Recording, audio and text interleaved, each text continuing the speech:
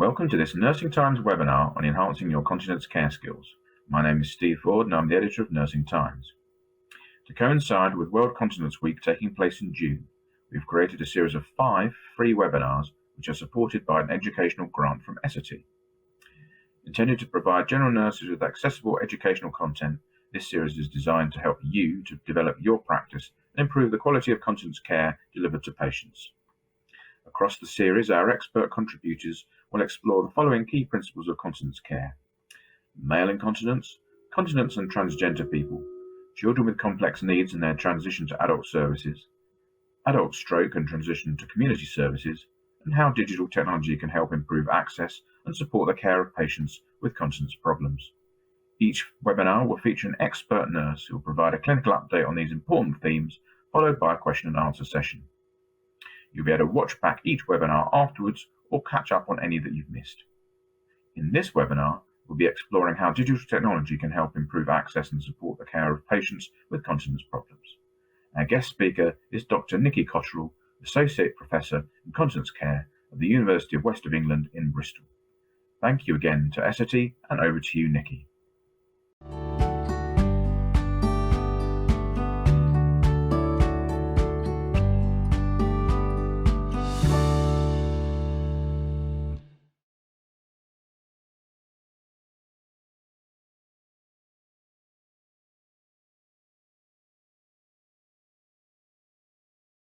Hello, I'm Nikki Cotterill and I'm a Professor of Nursing and Continence Care at the University of the West of England and also Director of the Bladder and Bowel Confidence Health Integration Team, which is a collective of partner organisations and patients in the public, all driving forward to improve the landscape for people with bladder and bowel leakage. So today I'm going to talk about digital tech in the continence world, and I say from the outset that I am no digital expert. I'm merely bringing some reflections on some work we have conducted.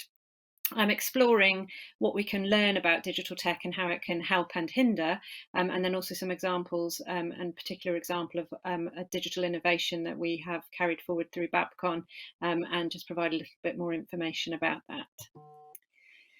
So as I say, I'm going to talk today about exploring some findings from recent studies to understand what we have learned in terms of what works well with digital health and what doesn't work so well, and for whom, so that we learn the lessons and take those forward into future service provision.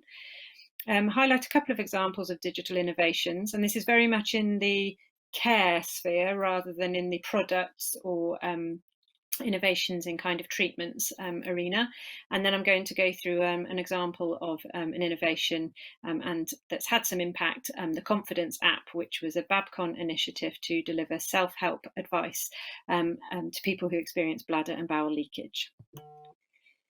So the first study I'm going to talk about today is a study that arose out of the mass migration to digital services during the pandemic. So early in 2020, or early in the pandemic, we decided it would be a really useful opportunity to explore the perspectives of the impact of COVID on continence care provision from the service provider perspective. We knew that lots of services were being redeployed or scaled down, and that also those existing services that were able to remain were being provided sort of remotely and digitally. And we felt that whilst we have to do that, and we all understood why because of the pandemic, we wanted to make sure we captured that learning so that we could harness the good from that experience, but also understand what not to take forward and understand the sort of impact for those providing services. So this was an online survey between the end of December 2020, so it took a while to work it up into what the actual project was going to be, and that ran until the middle of 2021. And what that enabled us to do was sort of monitor really, or see how things changed a bit over the trajectory of the pandemic, because during that time we went into another strict lockdown and then started to emerge from lockdowns again. So it really did show a sort of fluctuation in service provision during that time. So the first stage of this project was to identify services across England. And at this point, we recognise there is no comprehensive list of services, continence services or bladder and bowel services within England. So we went about through various means, identifying as many as we could, and identified 142 services. And then the next stage was to go on and actually invite those services to take part in our online survey and provide perspectives on how their services had changed, what they think worked well, what they didn't think had worked so well, cause concerns, that kind of thing. And so 65 services provided survey responses. And what we were really encouraged about was how that represented as many of the STPs across the country as possible. So we wanted as wide a geographic and representative response to the survey as possible, and felt that we really achieved that. We had 40 adult services represented, 13 who reported as a paediatric service, 10 that said they were a joint service, and 2 other. So the learning from that, there are a lot more findings that came out of this study, and I'm summarising it here to really capture the kind of positives and negatives from a digital perspective. And this study has just been accepted for publication, so will be openly accessible for you to read more about this. But in short, the positives that we captured in terms of this altered provision was that it did increase service capacity and actually reduced DNAs. So this isn't based on any metrics, this is based on perspective and opinions and shared opinions. But there was definitely this feeling that the online or remote provision enabled services to fit more in, but then also to be really quite responsive, and people attended, so they didn't end up with sort of blank slots. So that enabled the service to be ran a bit more efficiently. And as I said there, increased efficiency, but also convenience for some. And this is the key thing, the key message that came out throughout, is that we can't really summarise any of this as blanket conclusions.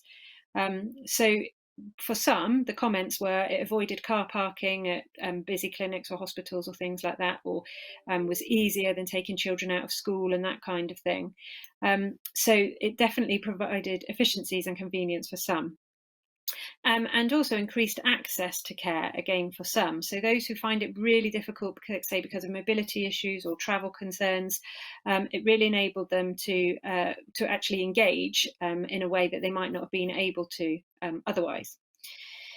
And from not only from the provision of service perspective, but also considering how the teams continued to work during this time, there was a reflection that being able to be online and work in different ways, we've all used Teams, Zoom, and many other different platforms in the last couple of years, but that it did actually mean that teams could maintain their sort of togetherness and share and have those moments for discussion and debrief and talk about patients, which in some ways sort of might be easier than in a busy clinic where everybody's in and out and that kind of thing, because there was a designated time, but at least they could still do that when they couldn't actually be in each other's company. Now, we do have to recognise that there were negatives to this. So clearly, in a provision of a service that is physical, elements of assessment were impossible. So could not do physical examinations, really had to think about prioritising those who urgently needed those kind of investigations, bladder scans, those kind of things. How essential were they? So there are elements of assessment that just can't be provided online. There are also difficulties in building the therapeutic relationship, which is absolutely key for symptoms that are harder to discuss. So we all know how difficult it is to talk about bladder and bowel symptoms, and that sort of humane element of being in a room with somebody and building that rapport is absolutely key to that ongoing relationship and disclosure, and a really effective therapeutic relationship that can be much harder to develop at a distance, so either on the phone or on an online platform, for example. There are also real concerns about missed opportunities for non-verbal cues and safeguarding concerns. That is just that kind of innate skill that these specialists possess and execute on a daily basis, and really picking up on what not said and what's going on around that is really difficult in a remote environment. And a sort of conclusion that the in-person approach was considered the gold standard for optimum quality, but there was this recognition that there's space for a blended approach. So maybe there's something around that initial appointment being in person to develop that relationship and conduct elements of assessment, but maybe follow-ups could be online. And recognising that might be more advantageous to some people. They might prefer to do it all online because they've got such busy lives, and if they had to attend a clinic, they just would never get there. So it's really about looking at not all or nothing. It's not all digital or all remote or all physical and in person, but about capacity for that blended approach that can potentially bring service efficiencies, advantages to those trying to access services, build those relationships where necessary, and sort of provide that real right appointment for the right person at the right time in the way that they want to achieve it. Clearly, that's difficult to fit within within an organisational structure. We can't have, one online, one coming in, and sort of run things necessarily like that. So there needs a bit more working through. But what this study does is provide that evidence base to say that there is scope for not just returning to how we've always done things, but about learning from this experience and taking that forward. And just some data really to support that, going into one of the specific questions that we looked at was about, is digital migration the way forward? And the responses that we received are probably a bit small here, but the general consensus was that there might be an acceptance of this at the during that time because of COVID. Everybody understood the COVID pressures and what was required, and perhaps people might want it to just return once they were able to return to the normal provision. But that was some scope for looking at things in a different way, and people might be prepared to accept a different approach if it meant that they got their appointments quicker and in a more timely manner. So some sort of, as I was saying, sort of some reflections really on the fact that it was a time where acceptance was high and had to be high, but that there's opportunities for learning and opportunities for change potentially, providing we don't just kind of go full tilt at a change in one direction and consider what that means for everybody along the way. So the opposite side of that is a study or a survey we conducted in collaboration with Healthwatch to look at the service user's perspective during that time. So we wanted to balance the service provider and the service user perspective, because people trying to access services was obviously a very different experience during the pandemic as well. So Healthwatch are really keen to collaborate with us at Babcon to conduct this study. One of the caveats of this is Healthwatch are absolutely fantastic at engaging with patients and the public and really going out there and sitting in a GP surgery or sitting in a leisure centre and asking people to fill out the survey and really engaging in a widespread way to make sure that as many voices are heard as possible. Now, the very nature of the fact that we were conducting this survey was due to COVID meant that those engagement opportunities weren't available to us. So the normal structures that they have in place for going out engaging were simply closed to us during these times because of all of the restrictions. So we took we still took a very blanket and widespread approach, but it was our arm's reach. So that invariably will have had an impact on the numbers, but we still were able to recruit 42 participants who told us a lot about their experiences during the pandemic. And the kind of recruitment that happened was sort of posters in supermarkets, pharmacies, newsletter inclusion in sort of local community groups and things like that, and targeted groups, so through targeted charities circulating the opportunity to participate. So quite a sort of multi-pronged approach to trying to gain as wide opinions as possible, but clearly hampered by the fact that their normal approaches weren't feasible at that time. So the participants, as I say, 42 people completed this survey, and it was only over a couple of months. We only had it open for a couple of months, sort of September to November. So it's quite a quick snapshot. And what we recognise is that the population who completed the survey were predominantly white women aged between 25 and 64 years. There were others who were outside of that demographic, but we recognise that there are unheard voices within this survey. So that's sort of an area we're taking forward anyway, about hearing more from those unrepresented voices. But for the purposes of this, it was about, they were the largest population who replied, and these are the things they told us. So a third of the population reported bladder difficulties, a third bowel, and a third of mixed incontinence. So it's sort of fairly well apportioned in terms of experience and symptoms that were experienced. And half reported a switch to telephone or digital provision during the pandemic. And interestingly, we sort of took the survey a little bit wider and said, well, what kind of things were you looking for from a service when you were trying to access services?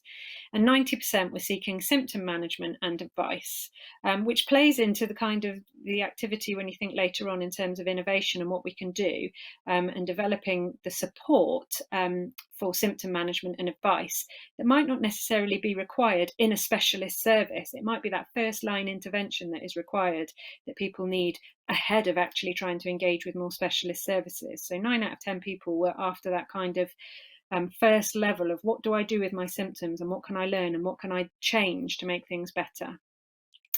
Interestingly, 1/3 reported a negative impact on their bladder and bowel health as a result of the pandemic, and 1/3 reported a negative impact on their mental health as a result of their bladder and bowels. So aside from all of the mental health impacts that were endured during the pandemic, this was specifically about whether their mental health had been affected due to their bladder and bowels during the pandemic, and 1/3 had.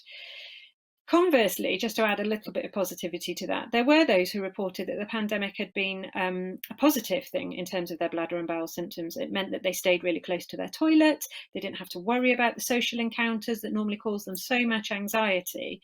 But that recognition that it was great. They were home and alone, but they were home and alone, and that's the sad thing about it. So that whilst it eased the pressure, it isn't necessarily how everybody wants to be living. And again, this one's quite small, but highlighted our question on, is digital migration the way forward? And this, as you can see in the sort of long light blue bar there, people were prepared to accept the change due to COVID-19. This, everybody bended and flexed during that time, and a recognition that that had to happen. Conversely, there were more people in this population who said they preferred to return to face-to-face appointments. So whereas the service provider perspective felt that perhaps, there was a more of a scope to blend things and go a bit more digital, there were a good proportion here who actually do just want to return to face-to-face appointments. But there's also some there who say they're happy for remote contact following initial face-to-face. And some who are saying they're happy with the current provision. So again, it comes back to that for some concept. None of these changes are going to suit everybody, but it's about, are we making sure that we are providing efficient services in the best way that we can for each individual, maybe perhaps in taking more of a blanket approach to how we provide our services, and that there is some scope in doing things in a different way. So I just wanted to provide the link there for the full report that is available on the Healthwatch Bristol, North Somerset and South Gloucestershire websites, and it's fully there for you to download and access and use as a patient's voice. It might be that really helps in terms of underpinning services or sort of business cases and things like that. With the service users, we were able to explore a little bit more and invite free text in terms of what they felt worked well. So they felt that it was easy on the phone, and some who'd used some online support found it was as good as face-to-face, and they could tap into it as and when they needed to, rather than when the set appointment time was, for example.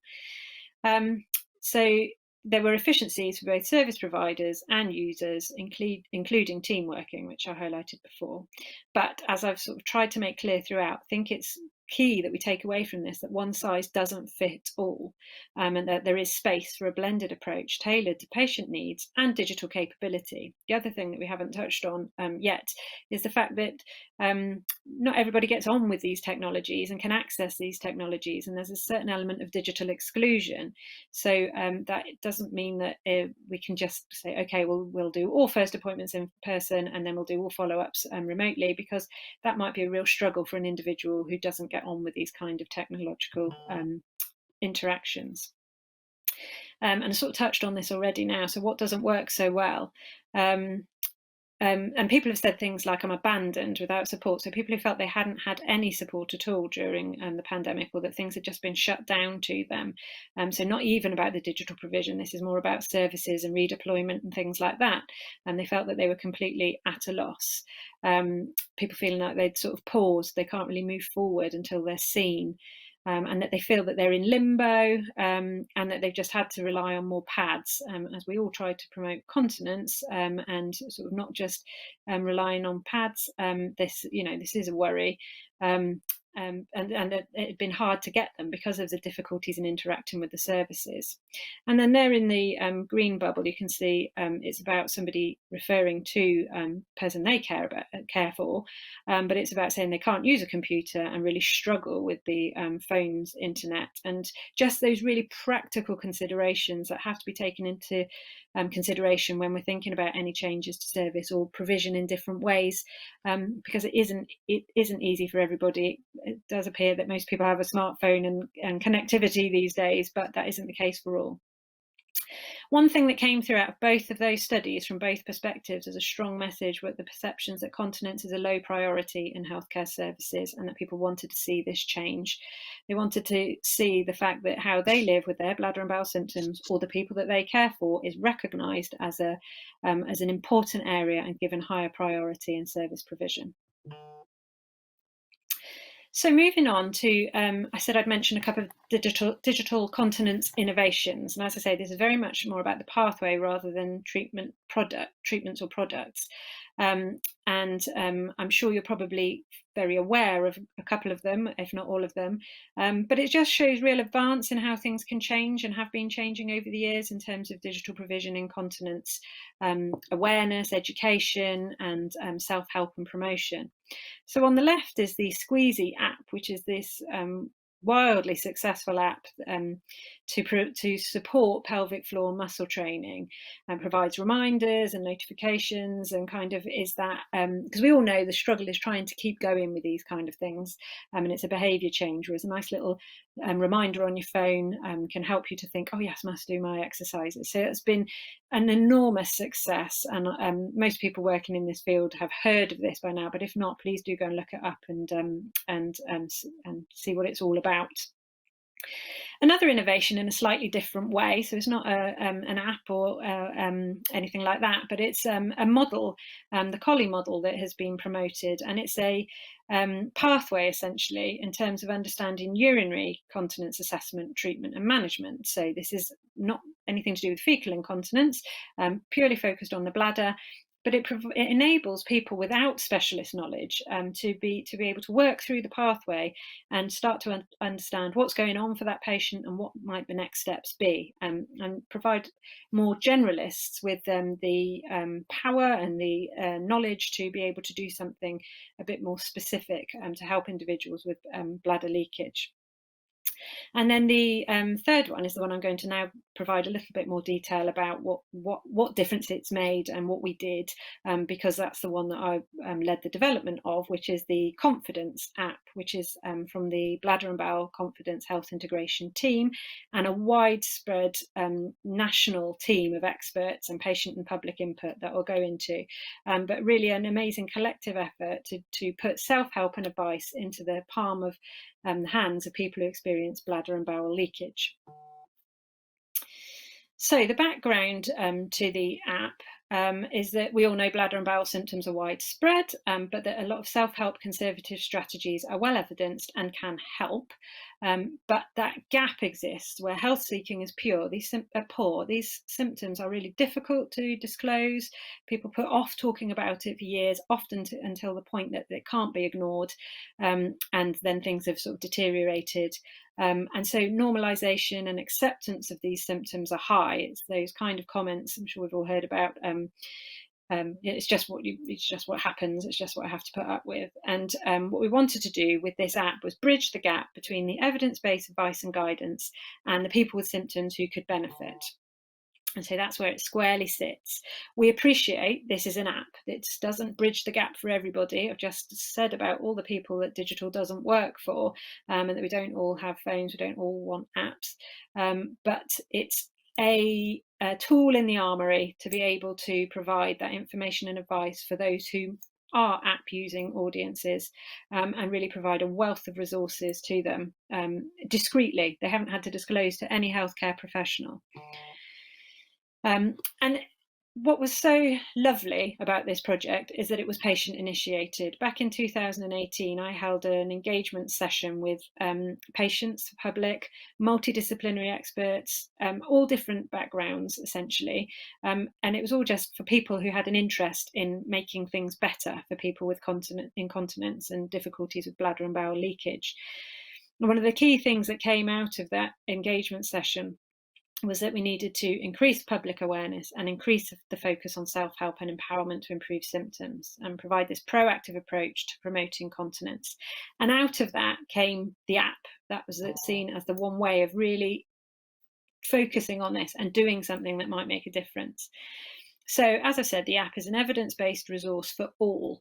It's very targeted to people who experience symptoms, but it also has wider advice and information for carers, parents, and I would argue that for people who feel they don't know enough about bladder and bowel continence in terms of healthcare professionals, it's a source of education and information. It's completely accessible in terms of it's not technical, it's not intended to be any clinical sort of focus, but you absolutely can have a browse through and learn things from it as a healthcare professional. And the sort of thing I hear all of the time is that there isn't much education around regarding continence. So it's an evidence-based resource for all. And provides the education to understand leakage, is completely discreet and easily accessible, and is intended to empower people to self-help. But as I said, when I said about people not having to have had to disclose to a healthcare professional, what we were very mindful of is being responsible to not sort of prevent people from accessing services when they needed to. So we don't want to drive it all underground and you've got the app and that's it. It's more about bridging that gap for the people who aren't doing anything and aren't accessing any advice and information, and then also flagging up that they can go and see services if things aren't getting better. So we didn't want to drive lots of people into already oversubscribed services, but similarly don't want to ignore the fact that we've got an opportunity to really educate people that there are things that shouldn't be ignored. So as I alluded to just a couple of slides ago, I often present on this app, but absolutely acknowledge the wider involvement and the expertise and the experiences and the just blood, sweat and tears essentially that went into it from everybody involved in developing this app. It was a team of over 40 people, and they were all absolutely essential in bringing either clinical expertise or talking about how we should talk about this and the language that we should use, make it not patronizing, not dumb it down, but make it not too technical. And that really has brought it together and has been recognised. It won the Nursing Times Award in 2021 for continence promotion and care. And one of the things that was acknowledged about it was the fact that how it provides the information in a no-nonsense way that isn't patronising, is really sensitive to the fact that these are difficult issues. So it really is a testament to the widespread involvement of everybody who brought it together. So it's just really how to go about promoting the app and get the message out there. There are the simplest way is to look for Confidence Expert in the app stores, both Google and Apple app stores. The QR code there will take you straight to that. There are resources on the Babcon website that's on the bottom of the page there. And this slide's sort of all moved around a bit, but it is a flyer that we have within that resource page. So services or anybody, organisations can download a flyer and do a print run and have that available, or there are little videos and things there that people can use to put on their waiting rooms or in their, on their websites and things like that. We've created a whole suite of resources to enable people to be able to promote it independently. Of course, we want to hear if things are going well and if things can be changed, but it's really about enabling that message to be able to get out there as easily as possible for as many people as possible. And so what difference is it making? This whole session was about what can digital tech do for the continence world. We already know that there are well over 2,000 downloads of this app, and we're still early days in terms of disseminating it, really. We've had amazing feedback from app users and people saying, thank you for enabling me to regain my confidence. It's raising awareness, lots of testimony from individuals. From the analytics, we can tell that the most useful areas reported are the self-help pages and the causes, which is great when we look back to what people were looking for within services. They were wanting to know what they could do and really get that first line kind of advice and information. So the app is serving that need, meeting that gap. And people invariably said they would recommend this to friends and family. And certainly anecdotally, I know a lot of people who've gone, oh, I've told my whole book group about this, or, and so it spreads the word. But yeah, there's a sort of overwhelming support for its place and its need. In terms of impact and services, so that was impact on people. In terms of services, we know that healthcare services are signposting to it from their own websites. We know that it's being used as a strategy that services can enable people to do something while they're waiting for their appointment. So services are sending it out with waiting list letters, saying download the app, and while you're waiting for X amount of months because there's a huge backlog now because of COVID, you can be doing something and educating yourself and sort of starting that self-help cycle before getting to the appointment. So there's the quote I absolutely love from a service that said it's an absolute game changer. It's a real one-stop shop. And that's just fantastic to hear clinical colleagues advocating for how much benefit it can have and how useful it is for their populations. We also have undertaken a local evaluation project looking at it as a first line intervention, with GP practices prescribing the app for people who present with incontinence. And across our 3 bladder and bowel services in our geographical area, advocating its use, promoting its use, and seeing what that kind of does in terms of following up. Are people feeling that they've improved and that they no longer need a specialist service, or how much of that is just deferring and people still end up coming to the service anyway, and rightly so. And also we are incorporating it within our midwifery pathways locally as well, to make sure people are aware of incontinence from the outset, and really where the resources and advice reside that they can access to help themselves. So it has been a particular benefit during the pandemic and recovery as a vehicle for education and advice. When you just literally can't get people into clinics or the waiting lists are so long, it really can fill that gap. And then in terms of wider reach, this is very much about the kind of clinical audiences or people who are experiencing symptoms that we sort of might know about. What we wanted to do as well is really follow up or pursue avenues where people aren't aware. They don't know that this leakage that they've been living with for a while can actually be improved, or might be able to be, there's things they can do to try and see if they can alter their symptoms at all. So we've reached out through our local council and had it added to the community toilet map scheme, and whereby they have a map that plots where all the toilets are available for people in the community can use free of charge. So we thought that was a great way that if people are sort of already tuned into toilets and things, and inadvertently finding out information about this app might be really helpful. Local libraries, we've had a distribution of flyers out in the local libraries. We've been running it out through community groups such as running groups, and community centres and spaces where groups are held, so that people might just come across it in a natural way and then think, oh golly, I didn't know that this might be helpful. So that's almost a very non-digital approach, but it's outreach for that digital innovation, and it's a huge piece of work. And we're really only at the start of the journey, but thinking about how we can infiltrate as many areas as possible in order to make people aware that there's something here that might be able to help. So, at the whistle-stop tour of my reflections on digital innovations and tech, and how digital has a place within the continence sphere, I think the summarising things for me are that it's a world of opportunity. There's plenty of scope for innovation. That isn't only around products, that's around how we educate and advise and reach people. And there's so much that can be done in this area. We always need to consider our patients and their experience at the heart of everything we do. Is this the right thing for the patient? Is it the right thing for all people or not? And be aware of who it's not right for, because if not, we're really missing an important element. as we know, what works for some won't work for others, and we need to keep that front and centre of our minds. Sending out the app to everybody on a waiting list isn't going to mean that it's right for everybody, but at least they've been made aware of it. So it isn't a sort of a tick box, great, we've done that. It's about being mindful of what it does achieve and what it doesn't achieve.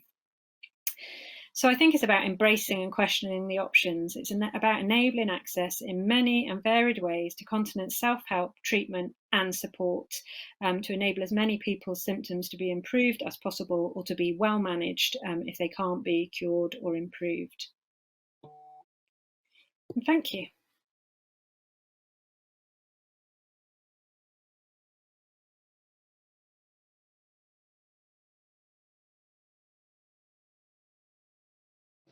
Thank you, Nikki. Well, my name's Lindsay and I'm a digital specialist here at Essity. I am a trained nurse by background, but I do have an interest in how technology can support and improve the lives of people with continence products and continence problems in general. But I think it's really important before we start to have a look at where we are at the moment. And it's fair to say there's been very little innovation in incontinence care for some years, despite its prevalence and the effect that it has on the quality of people's lives.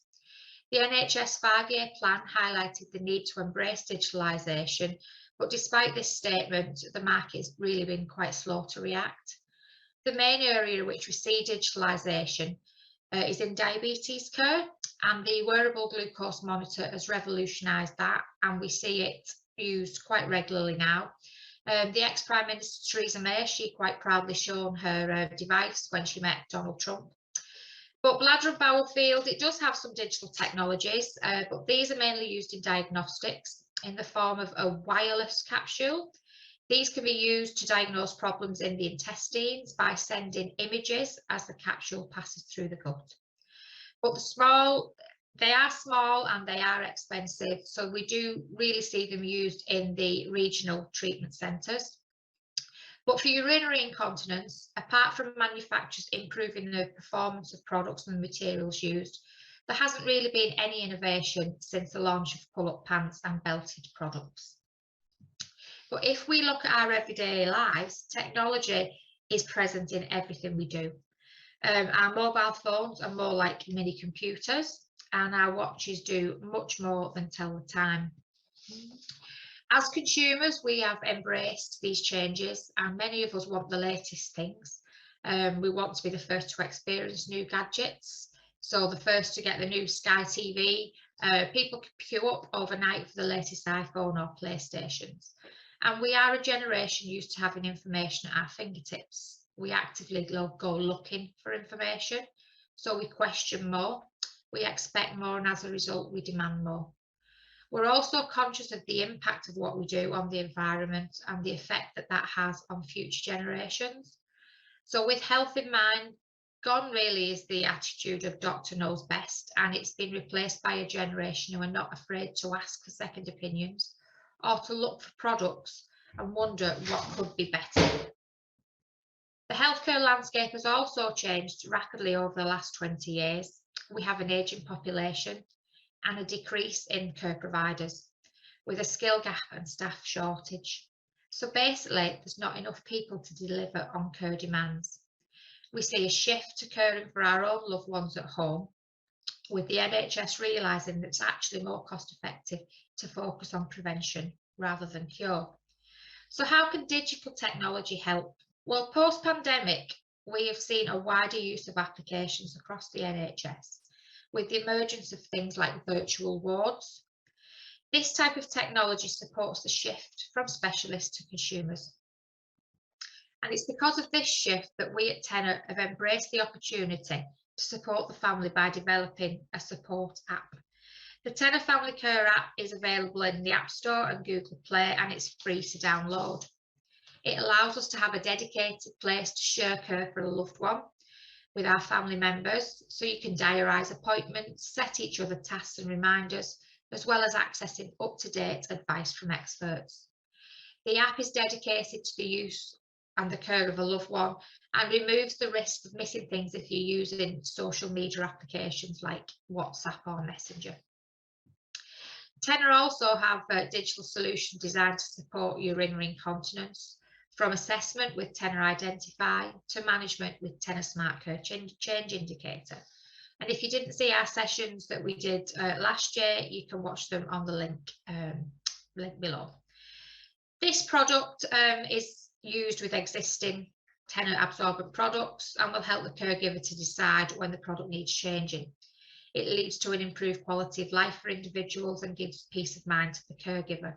So over time, this solution would reduce consumption and reduce waste. And it's these solutions are just a start really for Essity and other companies. And we're looking towards digital technology to support patients after the slow start to the change in the landscape. The drive for digitalisation and the development of digital tools to improve patients is exciting. But in conversations we've had with some service leads, they're a little bit worried on how they can fund these projects from existing budgets, etc. And the good thing to note is that they're not expected to fund them from their existing budgets. So applications for funding can be made to the likes of NHSX, previously NHS Digital, and some care providers are also have some other revenue streams that people can tap into. And I would encourage anyone that's interested in embracing digital solutions for their patients to explore these opportunities. Digital solutions help us to get things right first time. They do help us reduce waste, protect our planet, and more importantly, they do improve the quality of care for patients. And we need to embrace these opportunities, be willing to share new things. So for further information, you can visit our booth or the e-learning zone. And that's it from me. Thank you.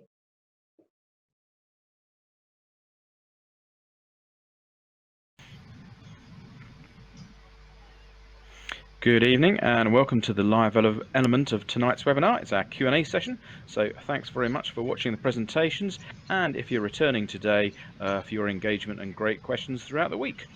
As I said at the top, my name is Steve Ford. I'm the editor of Nursing Times. Joining us tonight are our speakers, Nikki Cotterill, Professor of Nursing and Continence Care at the University of the West of England, and also Lindsay Edwards, Product Specialist at Essity, who you just heard from. So thank you very much. Sorry, lost my words there. Thank you very much for your presentations.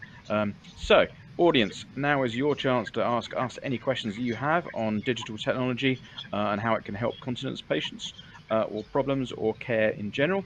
We've got around, I'd say about 15, 16 minutes. So please get your questions or views coming in via the chat tab in Swapcard and I'll ask them for you. And just a quick note, in a change to what we said earlier in the week, we will be providing CPD certificates to help you log your CPD hours for attending this webinar or any of the others during the week. So we'll be emailing those to you next week along with the feedback survey. So thank you very much. Right, okay, so Q&A. Nikki, if I could start with you. So you said, this is something I just picked up on during the presentation. You said that continence was viewed as a low profile during the pandemic. Do you see that changing anytime soon? And how do we get the message out? Well, it's a great question. I think that's $1 million question. To clarify that a bit further, it was highlighted as a low priority during the pandemic, but the comments that were received were that it had been a low priority for a long time. It was kind of seen as a service to go. It was a dispensable service. And so there was the real pleas in the free text to say, it really needs higher prioritization and really needs to, sort of the impact of these symptoms need to be acknowledged, and how sort of much of a higher profile there needs to be. How to change that is, as I say, $1 million question.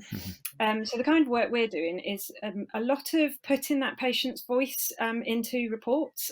So the Health Watch report, we've just done another one with our local academic health science network called Voices for Change, which is available on the WAHSN website. And again, it just talks about the sort of the personal issues and the problems of living with bladder and bowel leakage.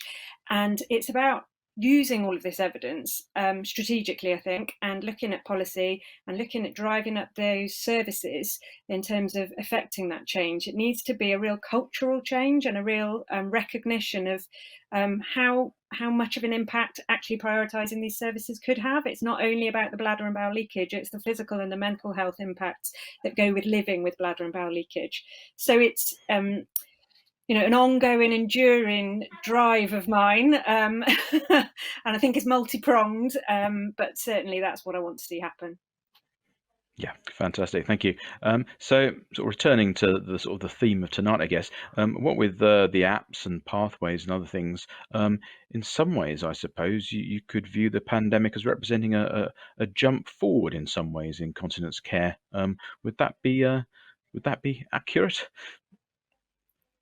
Yeah, is that for me again? So yeah, I Yeah. think Sorry. Yeah. I Sorry, Nick. think yeah, no, it's okay. I think I completely agree. It really expedited changes that may have happened anyway, and I think it was really fortunate that we had the foresight quite early on to kind of grasp some of that was happening, and let's see what we can capture from that. What's working, what isn't, to really understand, so that it don't kind of end up changing anyway, just because it's it's worked during the pandemic. Everything kind of had to work, as it were, during the pandemic. Doesn't mean it's the right way.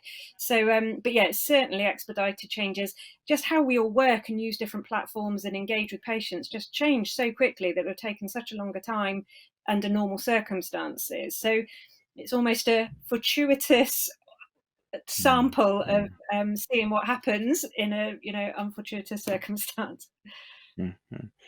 So yeah, Lindsay, sort of same question for you. How did you feel about the technology side of things? Was it progress in some ways? You mentioned the word. I think you used the word exciting. I think in there in your presentation. In fact, yeah, I definitely think it is an exciting time. I think companies have been looking at the future for some time, but I think because of the pandemic and the acceptance of using digital, I think patients are more open to that. So now that we're moving forward with solutions, I think the general public, many of them, not all, as Nikki said, not everyone will embrace it.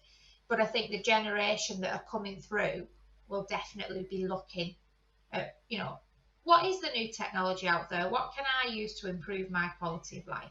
So I think the pandemic has definitely, for those patients, made a difference. And even from an appointment point of view, if you think you wanted a GP appointment and it had to be between the hours of 9 to 5 and you worked, that was difficult. So now, with the aid of digital solutions and the choice that you might get a video call that fits in with your working day, it's got to be an advantage. But as Nikki said, not for everyone. It's striking that balance. And it's the same with digital products. It's striking that balance. So what is great for one person from a digital product point of view might not be the best for someone else. So it's about choice. So I think it is an exciting time, definitely. Yeah, like so many things, I guess. Okay, sticking with you, Lindsay, actually, because I think I know what Nick is going to say in answer to this next question, so I'll come to her second. Obviously, we've sort of seen and heard about lots of the apps and things in both of your presentations, but did you have a particular, I don't know, a particular favourite that emerged, and if so, why? Particular favourite app for bladder and bowel? Or it doesn't that, yeah, absolutely. It doesn't have to be an app. It could be any kind of technology innovation that you saw during the pandemic. I think most people embraced, I would say, Zoom or Teams, didn't they? I mean, we saw people having pub quizzes and things of an evening on Zoom. And I think it's the ease, isn't it, of just like the QR code for one. Scanning a QR code and suddenly the app appears on your phone. If you look 18 months ago, you didn't really see QR codes, even on TV programmes. Ant and Dec had it, didn't they, on the Britain's Got Talent this year? So things like that are definitely, it's at your fingertips. It's there, isn't it, now, with great ease. So the fact that you can download apps that benefit you and you can learn from a medical point of view by scanning a QR code on a leaflet in a GP surgery or on a screen like this, I think is definitely absolutely, yeah. changed Yeah, Yeah. I think it's Totally great. agree. Yes. So same question to you, Nikki. As I said, obviously you may have worked on a on something, so therefore may have a favourite. Anyway. Well, I'm slightly biased towards the Confidence app, but I think in a sort of more objective reflection, I think what surprised me most was that something like that didn't already exist, and it took patients to kind of highlight to us that that was a real need. It's sort of almost, like lots of good things, it's kind of until it's there, you don't realise that, why hasn't it been done before, kind of thing. But it's only because of things like seeing the Squeezy app and seeing how revolutionary that was. So it's not only about thinking the Confidence app is great, it's because it's about learning from other examples that really kind of, well, this does make it accessible to far more people, and just, as you say, sort of interacting in a very different way. And I really like the point you made, Lindsay, about Zoom and Teams and things like that. And I think one thing aside, not directly related to bladder or bowel leakage, but one thing we know about experiencing these symptoms is they're very isolating. And I think just that, being able to sort of connect with people that you might not have been able to connect with in other ways before, that all the virtual world sort of opened up a different element for people who do feel like they can't interact or go out or avoid circumstances. So there's sort of a very specific benefit to Teams and Zoom and all those kind of platforms for people who experience these symptoms as well. Perfect, thank you. Yeah, we've obviously had quite a lot of interest in the apps and things in general. So we've got a couple of questions on those, which I think are fairly straightforward ones. So, well, Shayla Kumar has asked, how different is Squeezy app from the Confidence app? But she says a very resourceful presentation, so thank you very much. So what's the difference between the two? And I'll just add another question in at the same time because it's sort of similar. So Vivian Damsel wants to know more about the Confidence app and its opportunities, and among other things, so will it be updated? Is it free? That kind of thing. Absolutely. Well, thank you for the kind feedback. I think it was Shayla. So in answer, they are different apps. So the Squeezy app is about pelvic floor muscle training specifically, and about those prompts and keeping that, maintaining that behaviour change. So you're sticking with your pelvic floor exercises. The Confidence app is a wealth of resources and a signposting app. So it pulls together sort of signposts to existing resources that are available, NHS websites, things like that. And so it's they are sort of different resources in their own right.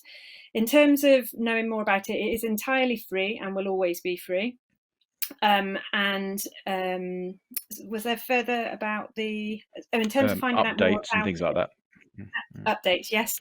So it has the PIFTIC, it's called Patient Information Forum, and as part of that we have to commit to updating it at a minimum of every 2 years. But clearly there's so many of us invested in making sure it's a really great resource, we kind of, as we find things, we sort of update it anyway.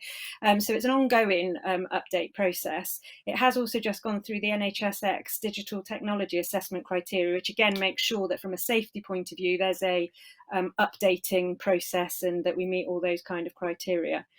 Babcon webpage is really the place to find out lots about it.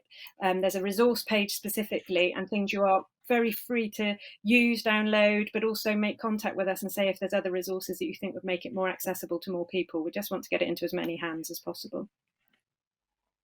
Great, thank you. You obviously mentioned the NHSX assessment and everything there.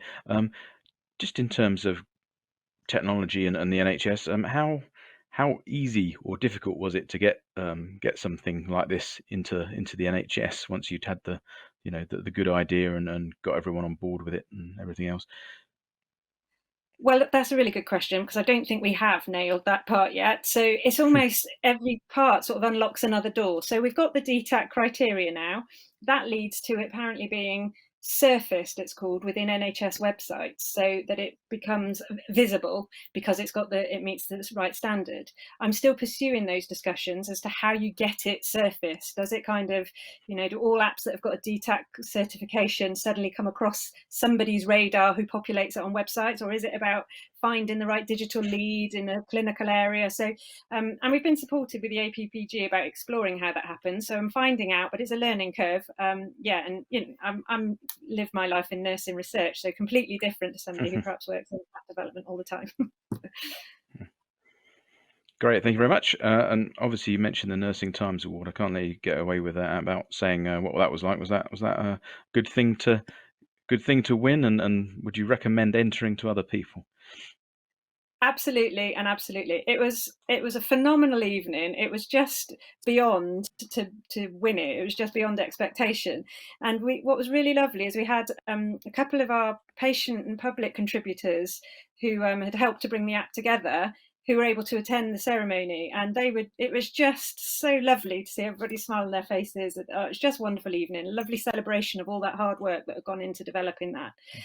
But also a real game changer in terms of exposure and downloads, and another vehicle to get that message out there. So it's certainly catapulted where we would have been without it, definitely. And yeah, absolutely do apply.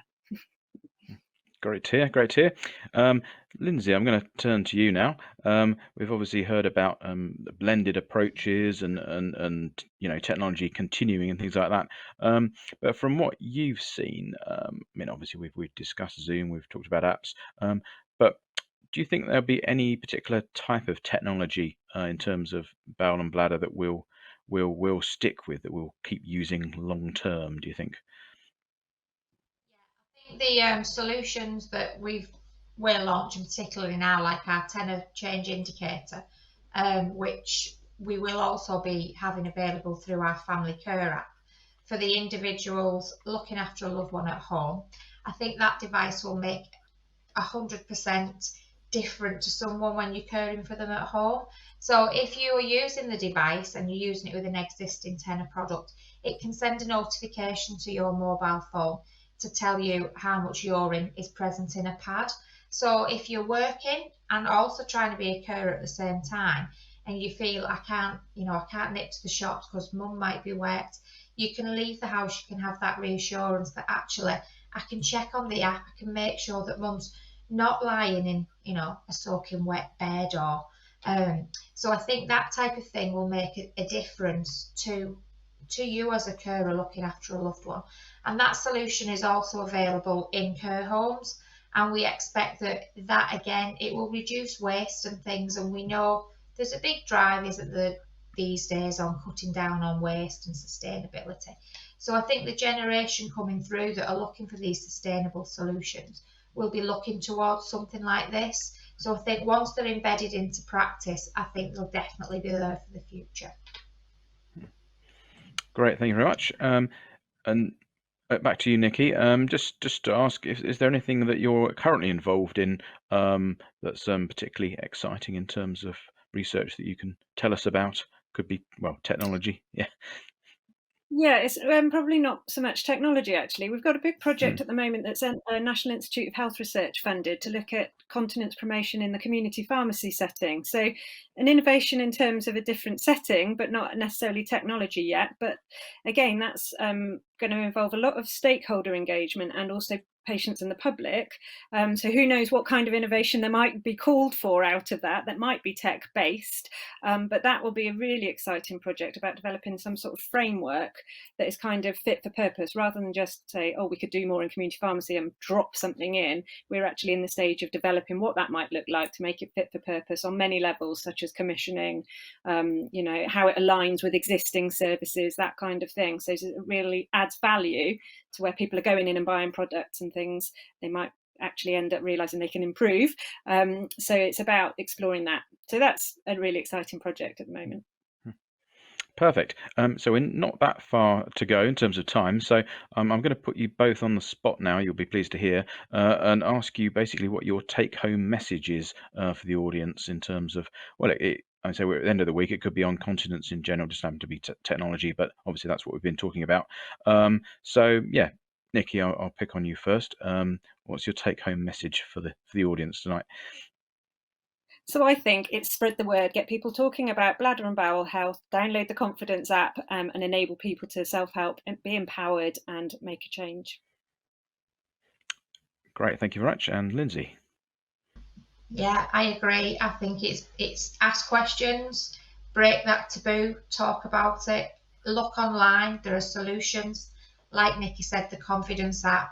There's lots of information at your fingertips now, so please access it. It can make a massive difference to your lives. Fantastic, thank you. So yes, thank you to everyone, in fact, who's engaged with us this evening, and I'm afraid to say that we've run out of time. So thank you very much again to Nikki and Lindsay for sharing their expertise, and a huge thank you to Essity for sponsoring the event tonight and throughout the week. As I said at the beginning, this concludes our series of 5 webinars in support of World Continence Week. Hope you enjoyed them.